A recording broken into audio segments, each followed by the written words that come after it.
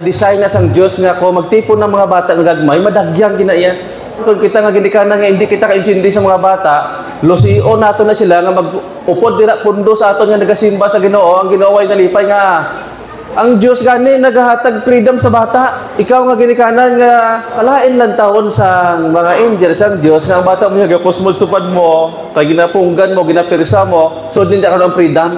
Diyos gani yan nagahatag hiluway sa mga bata. Pero mga to dare.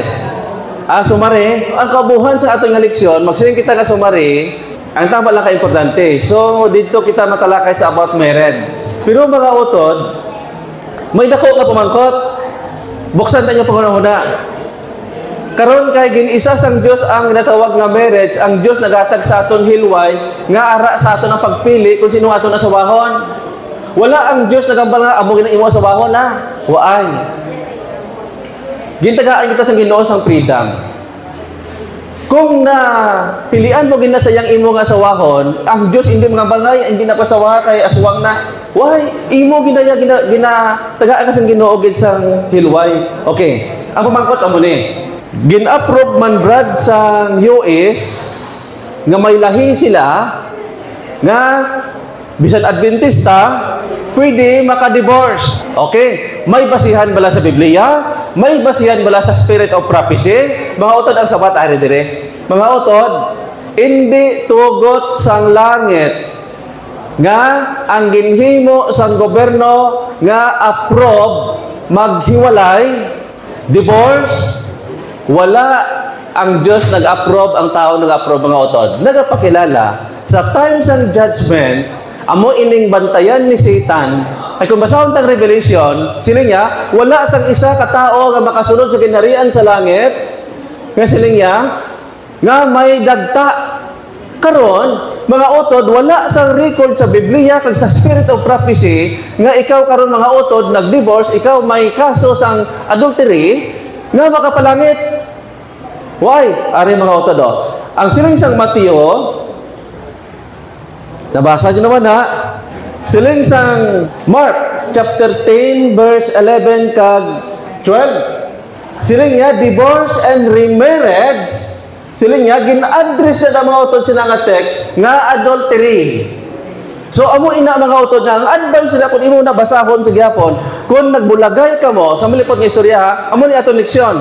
Kung may kaso kita nga ari diri karon nga ginbayaan ka, nagbulagay ka mo, siling niya mga utod, kung nagbulagay ka mo, hindi gyapon approve nga mamana kon mga sawa nga buhi pa siya. Pero kung patay na ang nagbulag sa imo, kung ang nagbaya sa imo, sila nga hilway ka na. Para nga wala kasing kaso nga adultery sa times ng judgment. Okay, mga utod, amo ni. Makita sa volume 3, selected messages, page 221, ang hambal ni Ellen White nga ang divorce hindi approve ni Jesus Christ. At hag, masiling kita ngati, gin kaisahan, gin approve, nga maanal kami sa mata sa gobyerno, kami hilway. Mga utod, ang malipot nga istorya sa Spirit of Prophecy, hindi approve sa langit. Kung gusto mo nga makaangkon kaluwasan, subong palangadaan, kung may kaso kita sina, aton ina nga siguraduhon nga hindi kita maigo sa times ng judgment. Ang last, siling nga, sa Adventist home, mga utod, isa-isa kita matubangan sa hukmanan sang Diyos. Kamo nga nagahandom nga magpangasawa, mamana, siguraduhon naton nga forever. Ang handom ni Satanas nga ang ginisa sang Diyos hindi pa forever. Ang gusto sang Diyos forever. Ang tanan nga plano sang Diyos ginaupangan ni Satanas. Ari mga utod, ang 1 Corinthians chapter 37 verse 10 silinga sa mga mag-asawa, silinga amo ini ang akon sugo nga ginhambal mismo sang Ginoo. Ang asawa hindi dapat magbulag sa bana, kag ang bana hindi man dapat mamulag sa asawa. Okay, nga mga utod amo ni. Aring advice sang great controversy nga may ara sa reference sa Revelation. Kung na ang sabat sang aton handom sa pag-worship sa Dios about sa marriage, palangit, siling nga ang mula pakilala ini nga statement sang great controversy ginpahayag sang Revelation nga gin-acknowledge, gin-recognize ang tanan nga ginluwas sang Dios nga gindala sa langit nga halin diri sa earth. Aton sa padayonon, siling niya nga gintawag nga mga buhi nga matarong, ginkabig nga naunang bunga sa Ginoo. Kag sa Kordero, Revelation 15 verse 2, siling niya, ini amo ang mga tawo nga nakalampuwas sa dako nga nga pagtilaw, nagapakilala na lampuwasan nila ini before the close of provision, before the final judgment. Saysay sa langit nga ini nga mga tao nakalampuwas, nakatindog, ginaway nila ang ila kaugalingon, especially sa ginatawag marriage, ginhalungan nila para sa preparasyon sa times ng judgment nga madala ini sa langit ang ila kabuhi. Ano pa? Ang next, sa 7 verse 14, niya ini nga ginantos nga mga kasakit sa tion sang Jacob's trouble. Hindi yun yung mahangpan dira sa Revelation yung mention dira about sa Jacob's trouble. Mga utod, ang siling na sila sa Jacob's trouble.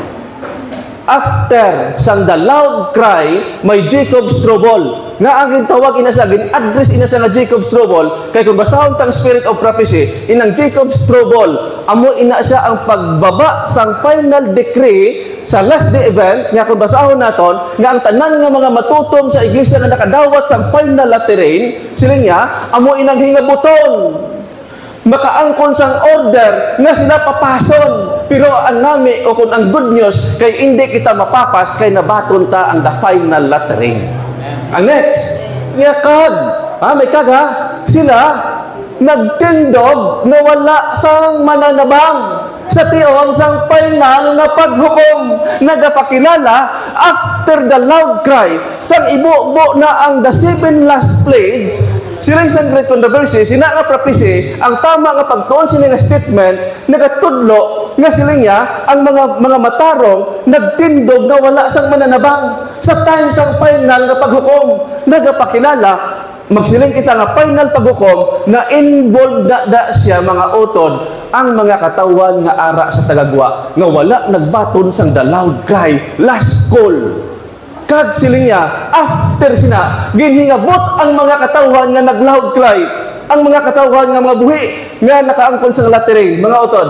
Siling niya, sa time sang paghukom, kita sila mga utod, wala na mananabang kay siling ni Ellen White, ang balahan nga espiritu, mabalik na sa langit.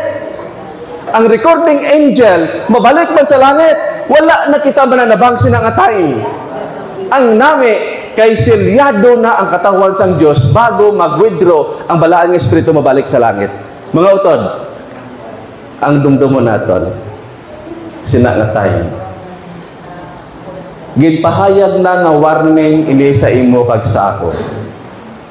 Nagapakilala, sini nga aga, gusto sang Ginoo ma-intact nato nga daan, ma-sure naton, masigurado naton ang aton nga kabuhi para sa padulungan sa the last day.